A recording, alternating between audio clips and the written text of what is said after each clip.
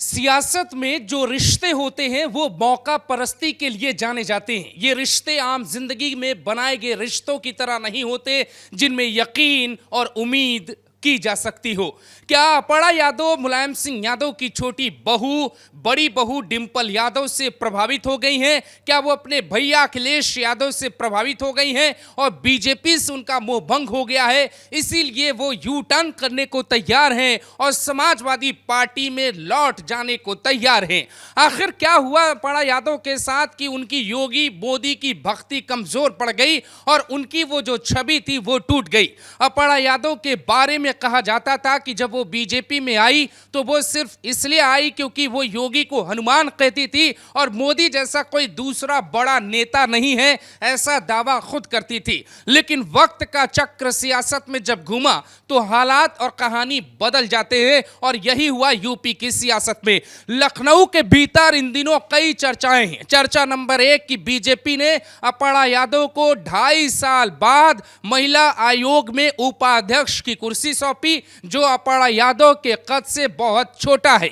दूसरी कहानी यह है कि मुलायम सिंह यादव के जो भाई हैं शिवपाल सिंह यादव, उनका आशीर्वाद लेने के लिए अपर्णा यादव मुलाकात करने गई थी। उस दिन तक यह कहानी सामने आई कि ये जो आशीर्वाद लेने गई वो इसलिए गई क्योंकि बीजेपी ने पहली बार अपर्णा को पद दिया है। उसके बाद तीसरी कहानी जुड़ी, यह दावा किया गया कि वो जो है शिवपाल यादव के संपर्क में है और अखिलेश यादव, डिंपल यादव, अपर्णा यादव और अपर्णा यादव के पति प्रतीक यादव के बीच में पारिवारिक रिश्ते मधुर करने की जो भूमिका है, जो चाणक्य नीति है, वो शिवपाल सिंह यादव को निभानी है। इसके बाद एक कहानी और आती है जिसके बाद ये लगता है कि क्या 9 अक्टूबर साल 2024 को अपर्णा यादव दोबारा से मुलायम सिंह यादव के पेड़ के नीचे जाकर समाजवादी पार्टी के अंदर शामिल हो जाएंगी। मुलायम सिंह यादव का नाम इसलिए दोस्तों क्योंकि 9 तारीख को ही उनकी पुण्यतिथि है और उस दिन सैफई में एक बड़ा कार्यक्रम है।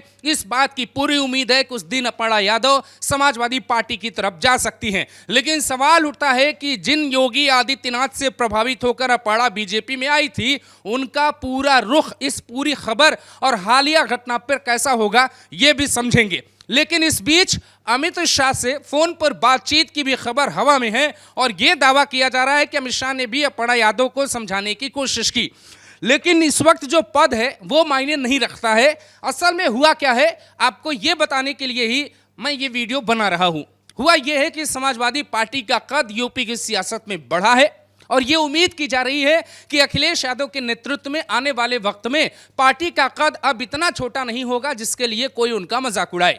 अपर्णा यादव ये बात समझ गई थी और समझ चुकी हैं। जब वो पार्टी से बाहर निकली थी, जब परिवार का साथ छोड़ा था, उसके छोड़ने के पीछे कई वजहें थी। वजह नंबर 1 यही थी कि अपर्णा को समाजवादी पार्टी ने साल 2022 के चुनाव में मौका नहीं दिया। जिस नेता के मन में महत्वाकांक्षा भारी हो वो नेता क्या बीजेपी का क्या समाजवादी का। अपर्णा यादव दरअसल एक सक्रिय राजनीति में खुद को बड़ा नेता देखना चाहती हैं और उनकी ये जो महत्वाकांक्षा है वो ना उन्हें सपा में रहने देती है ना बीजेपी में रुकने देती है। यही कारण है कि 2.5 साल के भीतर ही उनके सब्र का बांध टूट गया। लेकिन बीजेपी की जो परंपरा और बीजेपी का जो पॉलिटिकल स्ट्रेटजी देखा जाए तो वो यही है कि वो लंबे वक्त तक पार्टी के बाहर से आए लोगों को इंतजार करवाती है और उसके बाद कोई बड़ी जिम्मेदारी देती है। हालांकि कुछ एक केस में एक्सेप्शन भी है जहां जल्दी उनको मौका दे दिया गया, लेकिन अपर्णा के साथ ऐसा नहीं हुआ। अपर्णा को लेकर कहा गया कि वो मैनपुरी से चुनाव लड़ेंगी।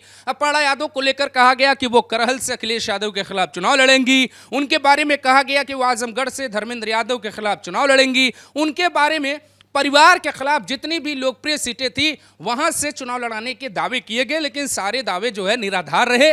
कहानी सिर्फ इतनी है कि समाजवादी पार्टी अपने आप को एक करना चाहती है, बिखरे हुए परिवार को एक करना चाहती है।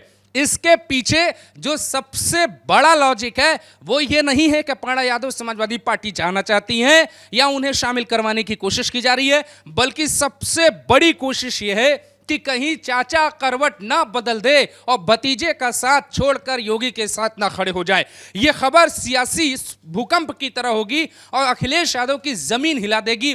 इसीलिए अखिलेश यादव ये बात समझ चुके हैं। आप इसे अगर सरल शब्दों में समझिए तो ये मुलायम नीति है। अखिलेश के अंदर पिछले कुछ महीनों में मुलायम का अक्स दिखने लगा है। वो समझ गए हैं कि परिवार को एक करने के साथ साथ सभी राजनीतिक दांव-पेच को भी एक करना होगा, और यही कारण है कि अपड़ा के लिए भी वो वैसी तैयारी कर रहे हैं। आने वाले दिनों में समाजवादी पार्टी में बीजेपी के कई और नेता शामिल होने वाले हैं। लेकिन सबसे जरूरी और आखिरी प्रश्न दोस्तों, क्या बीजेपी अपड़ा यादव को रोकना चाहती है या रोकने में कोई दिलचस्पी दिखाना चाहती है? इस बात को भी समझ लेते हैं। बीजेपी के अध्यक्ष भूपेंद्र चौधरी का दावा है कि वो पार्टी की कर्मठ कार्यकर्ता हैं और वो कहीं छोड़कर नहीं जाएंगी। लेकिन लोग पूछ रहे हैं ना भाई कि जब आपकी वो कर्मठ प्रत्याशी है तो वो मैनपुरी प्रचार करने क्यों नहीं जाती, वो पार्टी के खिलाफ बयान क्यों नहीं देती, वो समाजवादी पार्टी के खिलाफ क्यों नहीं बोलती? योगी आदित्यनाथ कहते हैं कि जिस गाड़ी में बैठा है सपा का नेता, उस गाड़ी में बैठा कोई गुंडा,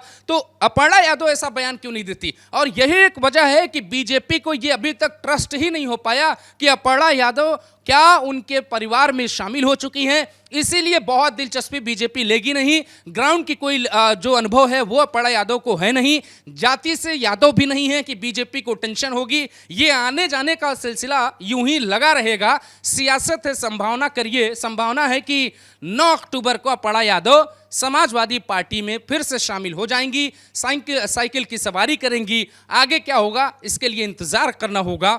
फिलहाल एक सवाल जरूर रहेगा, योगी आदित्यनाथ को सब कुछ मानकर मुलायम सिंह यादव के रहते हुए ही अपड़ा यादव जब लौटी, उसके बाद जब वो परिवार में लौटेंगी तो उनके लिए क्या क्या संकट होंगे, उनको ये खुद देख लेना होगा।